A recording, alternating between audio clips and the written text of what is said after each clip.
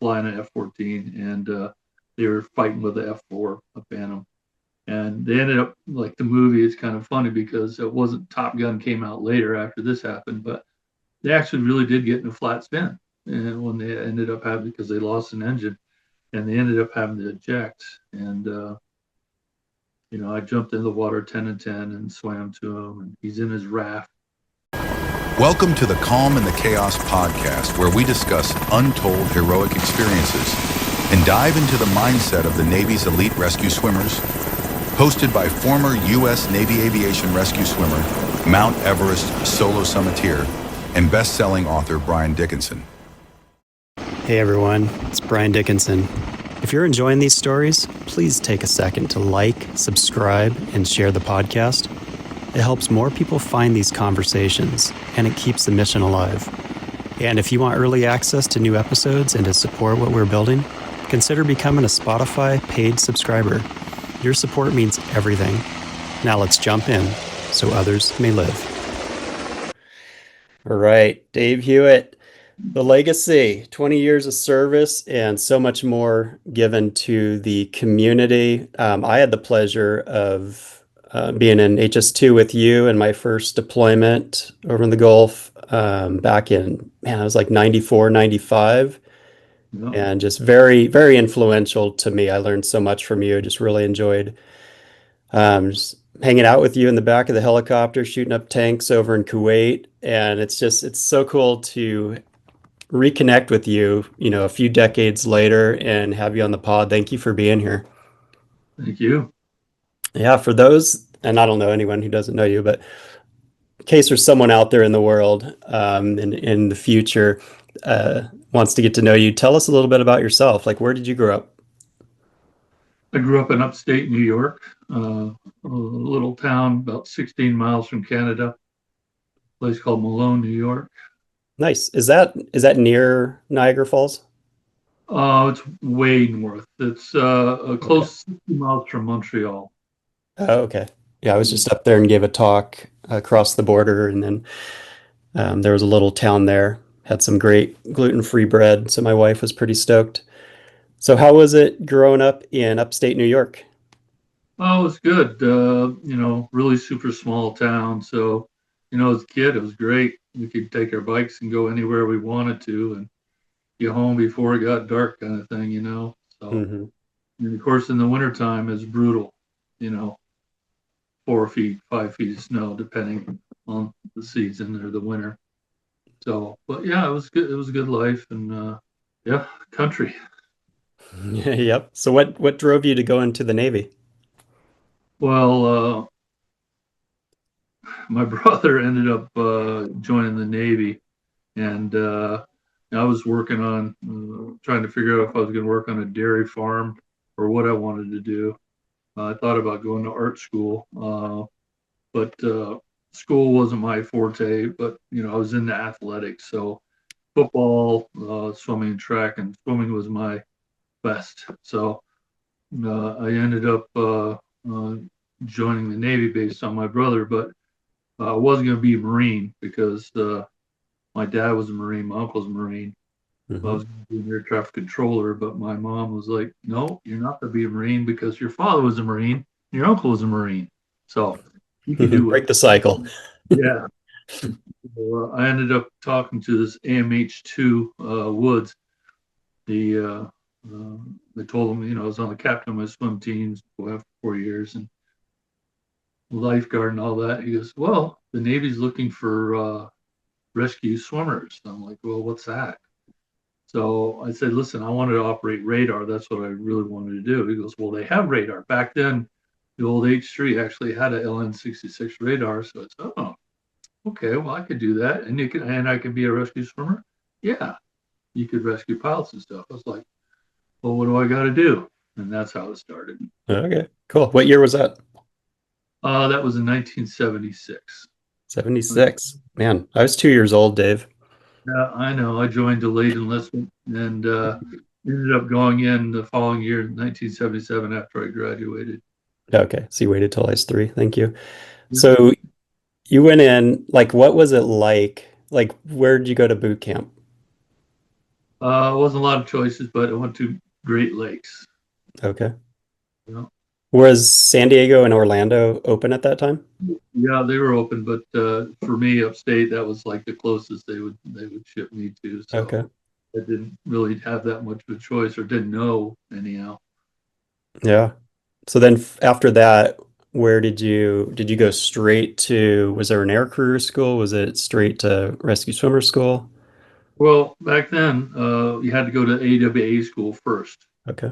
and ended up. I was actually going to go. I got orders to P3 squadron, but the thing is, I could outswim everyone in the whole school. So they pulled me aside and said, "Hey, we want you to be a rescue swimmer." I was like, "Well, I kind of want to go P3s because Brunswick, Maine is close to home." He goes, "That why you joined the Navy?" I'm like, "Well, no," but they said, "Well, they got this rescue swimmer school. It's in Florida, and they got this brand new school that they're starting aircrew candidate training in Pensacola, Florida." I was like, "Really?" Yeah. So because all the rich kids where I'm from would go to Florida, they come back with tans, right? Hmm. Never got a chance to do that. So I was like, Yeah, me neither. so that ended up, I was in the very first class in Pensacola, Florida, March of 1978. Oh, wow. Very first class when we had boxing and parasailing and Yeah. all. Yeah. Thank God it got me ready for SAR school. I went to HS1 in Jacksonville, Florida for SAR school. They didn't have the SAR school at Pensacola back then. Hmm. Wow. Yeah, that's so interesting. Like I remember seeing or reading about that, like boxing, they would parasell, like all these things. Were they doing like with the extractions from a boat where they put out the rubber hose and you're swimming there and you put your arm up and it yanks your shoulder out of your socket? Yeah, they drop us off into the ocean and they'd pick us up with a helicopter. But Oh, uh, nice. no, I never did the pull the arm thing. But again, like I was in the first class, so they were trying to figure out each day what to do with us. Yeah, I And bet. so hell, that's when the Iranians were going to AWA school, and they had Iranian pilots going through training in Pensacola. Isn't that So crazy? yeah. Now we're dropping bunker busters on them. Okay, so then how long was aircrew school? Oh, I don't know. I don't remember how long it was. Like 4 or 5 weeks, probably. They probably We had didn't have like the helo dunker or any of that at that point, right? we went through the pilot's helo dunker. It was we'd have to go down this ramp and hit into the water and flip over, and we had to get Okay. out. It was kind of like that, but Yep. yeah, yeah, that was a pretty simple thing for me. So it wasn't. People had a hard time with that, but Yeah. Yeah, not um, many people do well in those environments. I think that the rescue swimmers tend to be a different breed where you're excited to do it. Like this is great. Everyone else is panicking. So then you go to Jack's. How was rescue swimmer school at that time? well, it was pretty brutal because by the time I got there, it was the end of June and it was like 2,000 degrees. I didn't know what hot was. Yeah. I drove my car, got a car with no air conditioning. Back then, we didn't need in upstate New York. Drove that to Florida, about died from the heat. I had my damn skis in the car for some reason. I brought them with me. Yeah, I went to Jacksonville HS1 and the SAR school there. It was brutal, dropping, doing push ups on asphalt until I learned a lesson to find something other than asphalt to do push ups on. But it was Mhm. brutal. They'd run us and work us pretty good, but I mean, I was young and shape, so Yeah. it wasn't that big a deal. Especially the swimming, the running, not so good. I could outswim everyone, but I would be the last in the runs as usual. Okay, so at this point you're already in AW because you went through A school, went through air crew, and now going through rescue swimmer. Obviously, you're going to helicopter squadron. But pausing in rescue swimmer school, do you remember like what the tough besides running, but as far as like the actual training, what was the biggest like attrition maker? Like what was the hardest thing? Well, the sharks and daisies. My roommate actually drowned, and they had to resuscitate him on the side of the pool. But yeah, but the thing is, there's some guys that are comfortable in water, and some aren't. And I could walk across the bottom of the pool back and forth with a 25-pound weight where they try and punish me. But flutter kick, I hated flutter kicks. Hmm. That was the only problem for me was flutter kicks, other than the running. Because swimming was I tear up the instructors. They hated me because I'd hold them underwater. Yeah. I could hold my breath a long time. Yeah. Well, and you're calm. Yeah. Yeah, you've always been that way. Okay. So then from there, where'd you go? HS1. I had to go through Phaso, and that meant going to SEER school in Maine. Oh, yeah. What time of Or year? October, I lucked out, so Oh. it wasn't too bad. Very fortunate. Hey, if you love high stakes action, military intrigue, and stories that keep you turning pages late into the night, you won't want to miss my new thriller, Bloodline of Redemption. From a rogue Russian submarine on a covert nuclear mission to the unforgiving peaks of the world's deadliest mountains, it's a nonstop ride of suspense and survival. Order your copy now on Amazon or wherever books are sold and dive into the mission. What's your experience, like your memory of SEER? Because that's a very impactful school. Everyone I interview, it's like there's versions of us before we go, and it's the same with SAR school, right? It just changes your DNA in a good way, but it's also a very traumatic school Yeah. for a reason. Well, I've had gray hair. You know me. I've had gray hair the whole time you knew me. Mm-hmm. I, I was telling my son that the other day. I'm like, yeah, I'm gonna talk to Dave Hewitt. It's been so long. And like we deployed together. He had gray hair back then. My son's like, wait, how old was he? I'm like, no, some people just have gray hair at a younger age. 18. I had gray hair, and we used to keep our hair a little bit longer. So, I went there. I didn't even think about getting a damn haircut. I kind of wish I did because they used that to grab a hold of my head Oh, and me against the wall and all kinds of stuff. So, yeah, it was really interesting. I learned a lot about being forced into a land navigation type thing and trying not to get captured. And another like being captured and have them take all your clothes off and just put your boots on with no laces, and then stack you in the back of a big giant truck with everyone stacked on top of you with no clothes on. So a little bit different back then. yep, And I didn't like the box they put me in, and when they blew smoke in, that was no fun. But yeah. uh, war criminal number 13, I survived. You did survive. Nice job. Yeah, it's a good training. Teaches you a lot, but yeah, it's brutal. Okay, so then from there, what was your first duty station? I went to HS5. I was on the Eisenhower. We were out of Jacksonville, Florida. I don't know, you've had multiple rescues. Do you want to take us through one that's significant in your mind? Well, I had two rescues while I was at HS5, and my first rescue, I was an airman. We didn't get winged until we actually got to our command, and we had to do the syllabus for aircrew syllabus and Mm. got winged there. But yeah, I got my first rescue.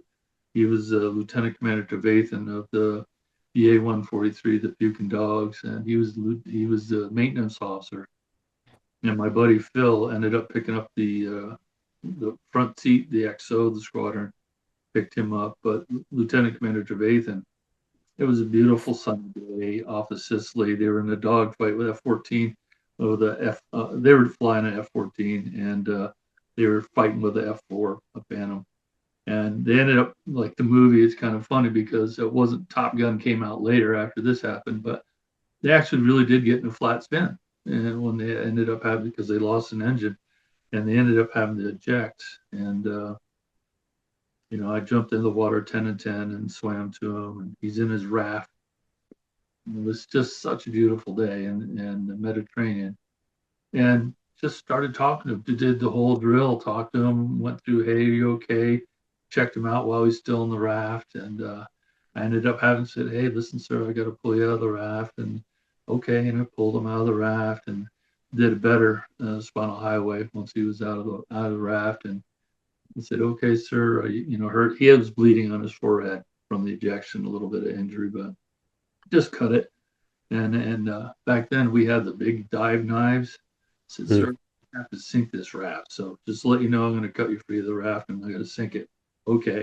It wasn't until he saw the size of that damn dive knife that we used to have, and I had to puncture that before I decided that he was fine. He didn't need to go in a litter.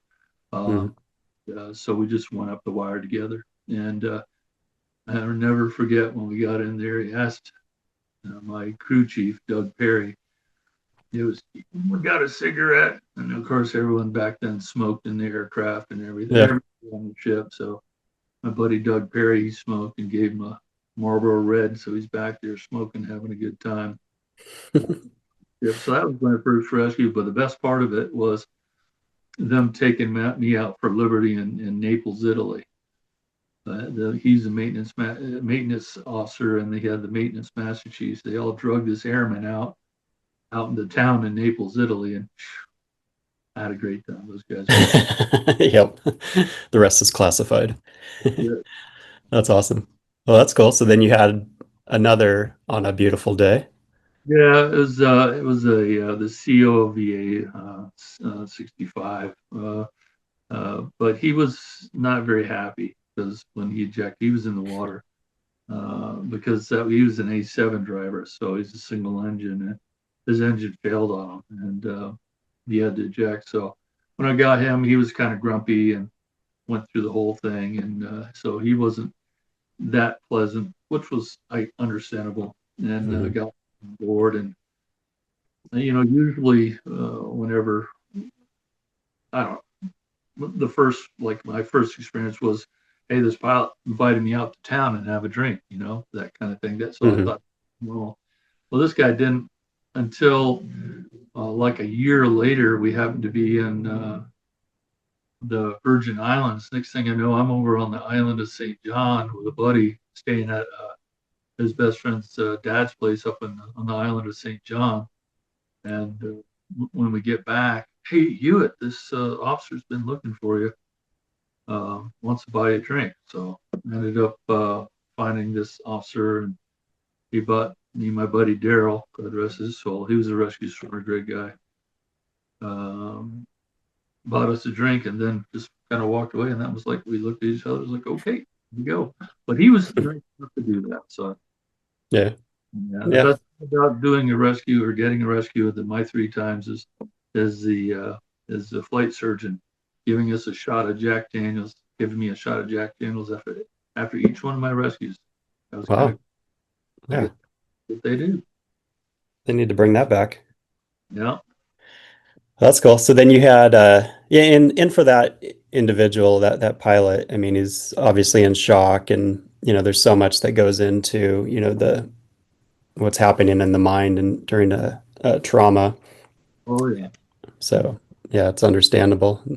I think what I've found in, just scenarios that I've had opportunities to help out others, a lot of times they're embarrassed of the situation that they're in and they want to get out of that situation. Like the spotlight is on them. And like you were saying, it's not about getting the recognition because for the most part we don't. I mean, like no one even really knows about what we do, which is why I started this podcast and wrote the book just to, get Pretty our awesome. voices heard a little bit. It's pretty awesome that you're doing this. Thanks. So, okay, so we were talking earlier, you had a nighttime rescue, which was a little more hairy. Yeah, it's very disappointing, but I pass it on to my students because this is something that they have to deal with. For the most part, you all make a decision on how to affect the rescue. Once you get on scene, you're going to assess the scene, determine how you're going to affect the rescue, give your input, and everyone talks about it. And then you got to take your helmet off and you're off ICF. Okay. So now you're depending on them to do whatever you got to do. Well, we were doing the night plane guard. It was the Indian Ocean. I was on the Midway at the time. And my buddy Mike Davis, he was my junior crewman. I was flying wet for him because I was a senior guy, so I was flying wet for my junior crewman. And when we got called to, we had a pretty good um, conditions. It was pretty gnarly, the high sea state, and they were recovering as a night recovery.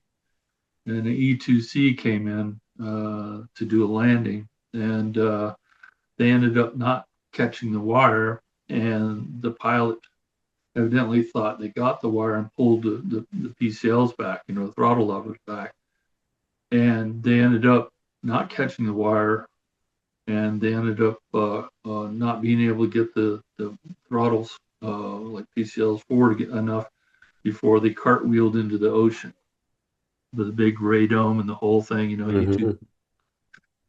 So I got the call. We're playing guard, and busted ass, get to the door. As soon as we came on the scene, I saw, because as the ship was going forward, the aircraft went off on the port side. We were on the starboard side, of course, starboard D. We came around, and I'm on my ICS, and I'm talking to the pilot, yeah, Lieutenant Commander Hale. Anyhow, I said, okay, there's they're in the water. It looks like they're coming out of the hatch. They're coming out of the hatch, because it was still tail up, nose into the ocean with domes sticking up. Okay. Yeah, it's so top heavy, right? I would imagine that thing would flip over, and they don't eject, correct? No, they didn't even have time to do anything. They bail out, Mm. Yep. Uh, anyhow, the nose is in the water, the dome was up, and the tail was up, and they were coming out of the hatch on the side, and I'm counting them coming out. There's one guy there. He's got lights, got flotation. Got another guy coming out, and as I'm counting them coming out, I know they're a crew of 5 on these things. Mm. Some more, but normally it's a crew of 5 on the E2C. So I'm counting. I said, okay, guys. I said, Mr. Hale, I said, we're short one guy. I said, we got 4 guys. We're short one guy. I said, we need to get over the aircraft, make sure everyone got out. So Lieutenant Commander Hale was like, no, we're going to get this first guy. I said, sir, he has flotation. Lights. He's fine. I mean, these guys all have flotation. They all have lighting. They're fine. Okay. I said, we're short a guy. We need to get over the aircraft. Let me take a peek in there to make sure everyone got out. No, we're getting this first guy. I said, sir, I said, we need to make sure everyone's got to get out. He goes, no, we're going to get this guy. I said, that's wrong. In my opinion, I said, we got to go to the aircraft. He goes, no. He said, this is who we're going to get. I said, fine. I said, I think you're wrong. And I took my helmet off and had Mark put me in. Mark was like, the hell are you doing, Dave? He's an asshole. So I got lowered down, and before the wave hit me, we didn't have TriStars back then. We had the HBU. Yep. I went down the strop, and these waves, man, I saw this big wave coming at me, and I just slipped out of the strop as the wave hit me, and I had to swim my hardest to get to this guy. I mean, this sea state was rough. Got to the guy, and he starts yelling at me. Why are you getting me first? What do you mean, why am I getting you first? Are you okay? And I was trying to talk to this guy as the waves were crashing around us. Mm-hmm. Did everyone get out? I said, I don't know if everyone get out. I'm here to pick you up. And I said, how are you? Are you okay? So I had to argue with this guy. Finally, I just had to go underwater to check him out and make sure he was okay. And I tell you what, that chem light, along with the lights from the old H3 had flood harbor lights like the Foxtrot in the hotel. It was like being in a swimming pool. So it was pretty amazing. He was okay. And then I called for pickup because he wouldn't stop arguing with me. And so I brought him up. As soon as he got in the helicopter, I said, take your helmet off, and said, put my helmet on. Next thing you know, we're heading back to the ship instead of continuing on with the rescue. So another aircraft had launched, and they were inbound, and they to get the other guys, and ended up that was it. I don't know what happened. All I know was I was directed to get out of the aircraft, and I went down to medical, and next thing I know, that the co-pilot never made it out. Huh. So,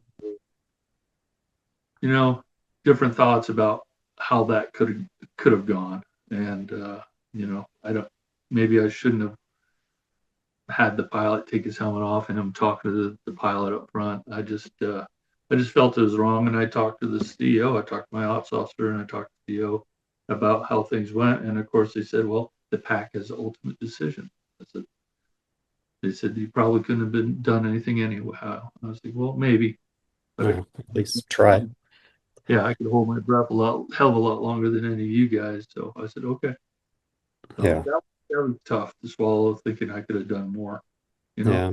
I'm sorry. Yeah, that is a lot. And it's ultimately out of, is it hopefully harder for the pilot to swallow because you got to live with that. At least you tried. yeah, yeah. So Yeah. yeah. Other than that, that's all my in water rescues, and I never had actually have a swimmer go in and do the rescue. Just Want to show your support for Calm in the Chaos and the stories of our nation's elite rescue swimmers? Check out our exclusive merch line shirts, hats, and stickers designed for those who live with courage and purpose. Military and first responders get 10% off each order. Just use the code SARRESCUE10, SARRESCUE, the number 10, SARRESCUE10, at checkout. Grab yours today on Amazon or briandickinson.net/store and wear your sport proudly so others may live. a lot of flight time, a lot of flight time. Yeah. How many hours? 5,248, something like that. Oh, that's wild. Well, I enjoyed all of our flights together. um, Man, so let's see, how many deployments did you end up doing? Well, because I was on the Eisenhower on the East Coast, did a couple med cruises. I was there to the Iranian hostage when we relieved the Nimitz on station in 1980. We went around the Horn of Africa and ended up going to Japan after being an A school instructor in Memphis. Went to AWA school after Huh. and went to Japan for 4 years on the Midway. Did so many deployments, uh, Hmm. a lot, and then came to the West Coast. Transitioned from the H3 to the 60 Foxtrot with HS-10, and then deployed on the Nimitz with HS-2 and the Constellation with HS-2. Yep. Then went back to HS-10 and retired out of there. So a Nice. lot over 8.5 years of sea time. Yeah, that's amazing.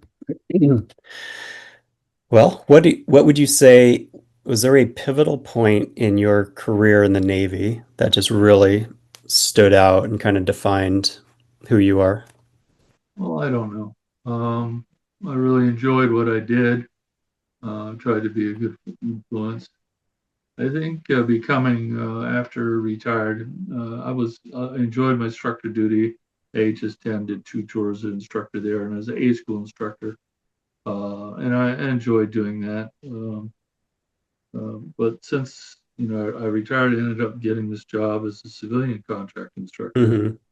I've really, over the years, really enjoyed doing that job. You know, Yeah, tell teaching. us about that.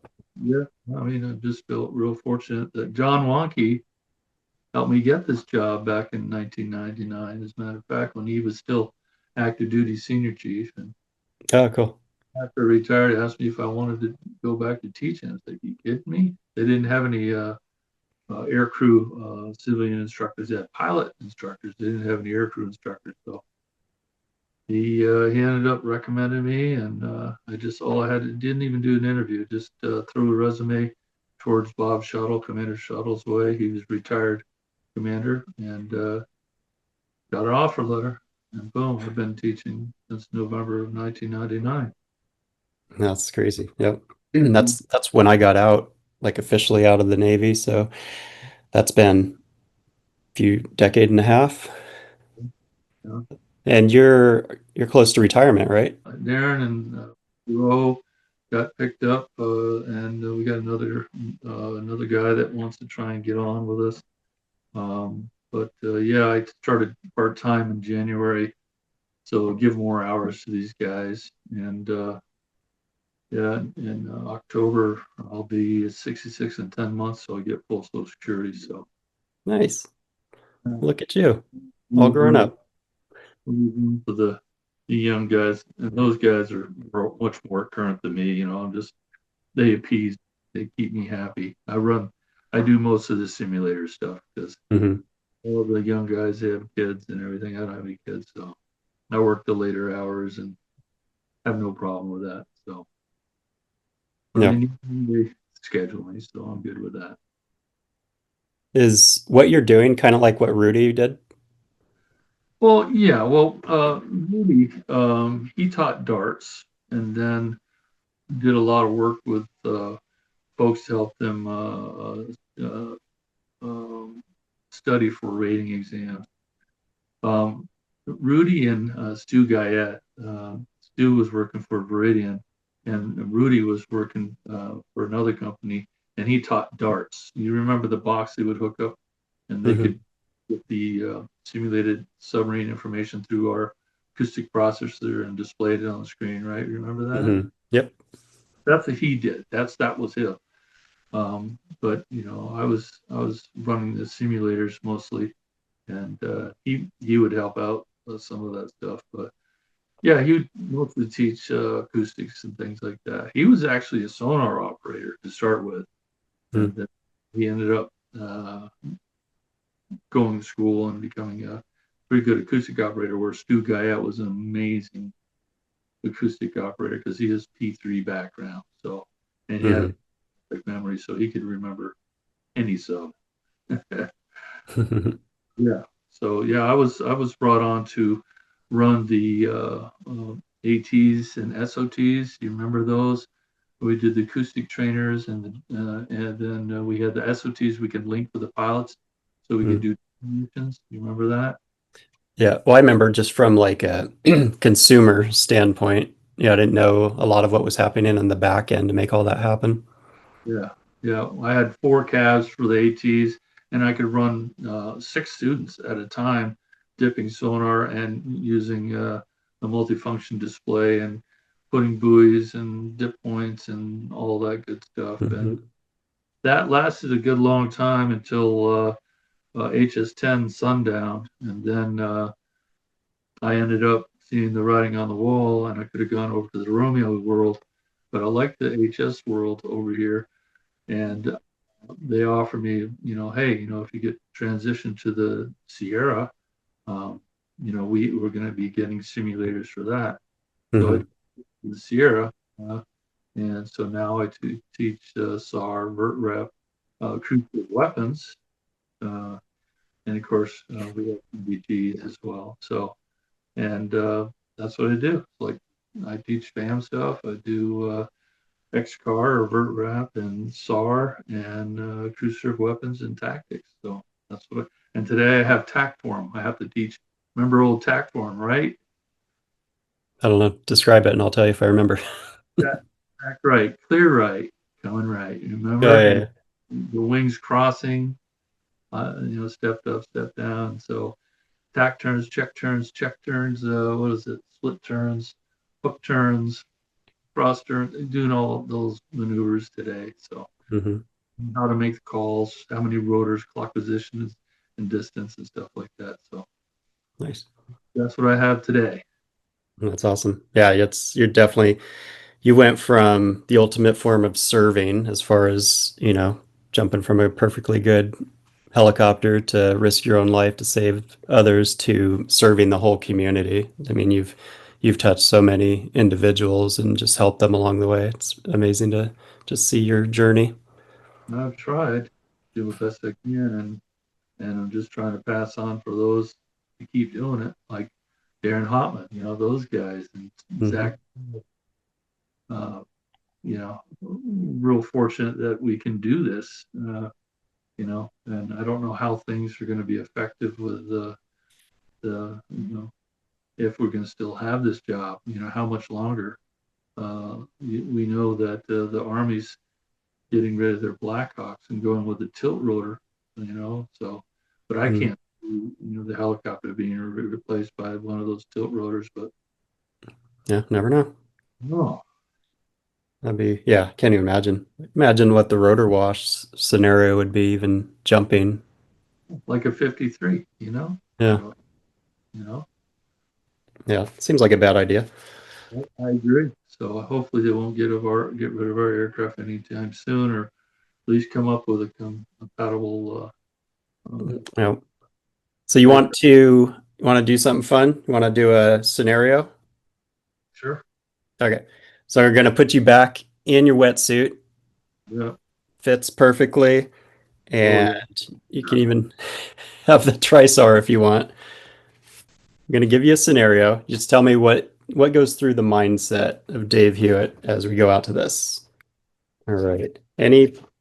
Let's see, any particular, you've done so many different things. Try to find something that's unusual. How about a cliffside rescue of a stranded base jumper? Okay, you ready? Okay. A Okay. base, here's a scenario. A base jumper miscalculates his jump and is left hanging by his parachute on a sheer 500-foot cliff face. You're launched to go rescue this base jumper. What's going through your head? Well, number one, I've never done any rappelling or anything, so this is a scenario that I've been trained for. I don't care. You're doing it. But um, and, and that's the whole thing. What I would need to know is like what happened. You told me the what happened, right? And one individual, is there anyone else involved? Is anyone in contact with them? When did this happen? Do we have the position?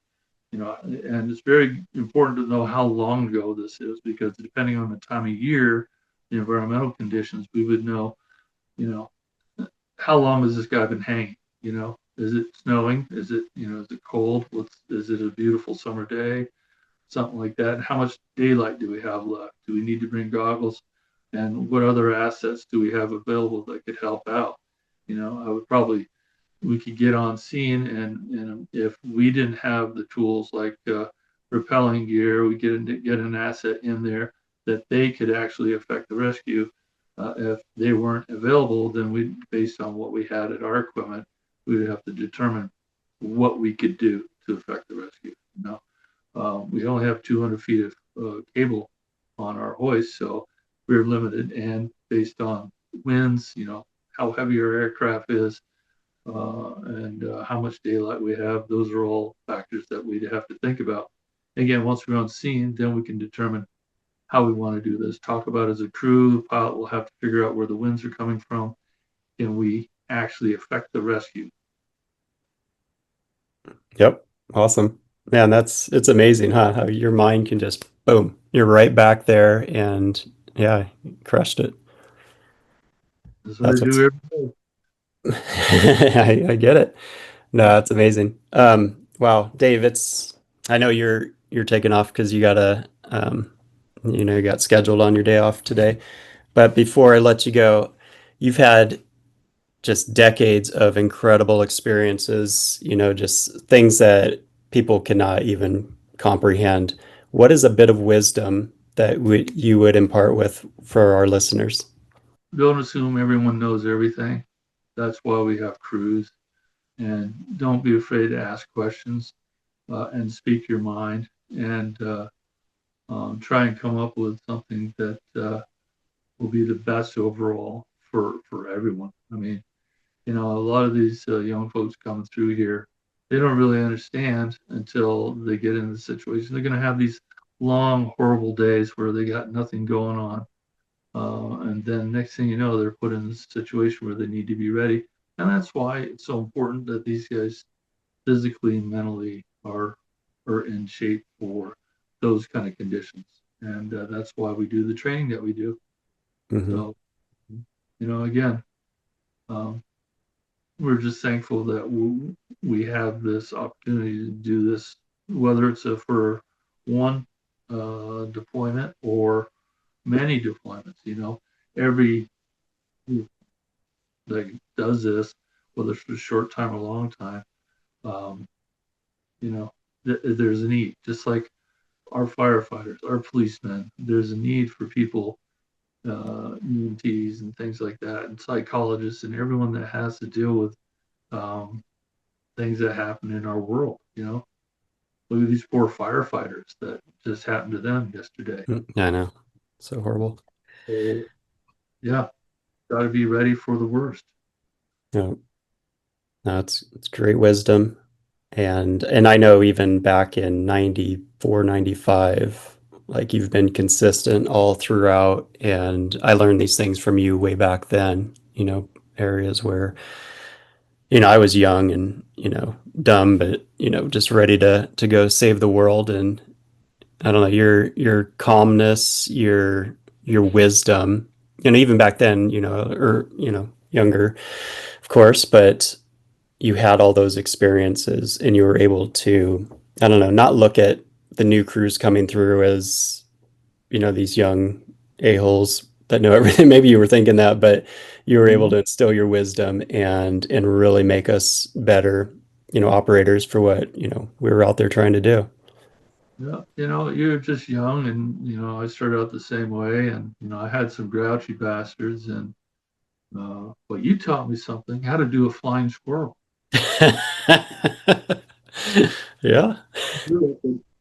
I've never saw a flying squirrel until you introduced that. I was like, Yeah, I got to find that video. That might be the first flying squirrel out of a 60. Well, you're welcome. That's funny. You brought that up. Well, Dave, it's been such a pleasure just to have you on, to reconnect with you. Thank you for everything that you've done. Thank you for just who you are. well, Brian, I appreciate it very much, and I wish you all the best. And I really enjoyed your books, and it's nice that you have your wife to collaborate with you with those. Those good words and good thoughtful things to think about based on things that happen, and I appreciate it. Oh, thank you. And for everyone else, we will see you next time. Thank you for listening to the Calm in the Chaos podcast. Please subscribe to be notified of future episodes, and if you enjoyed what you just heard, please leave a 5-star review on whatever platform you listen to podcasts. Until next time, get out there and make a difference so others may live.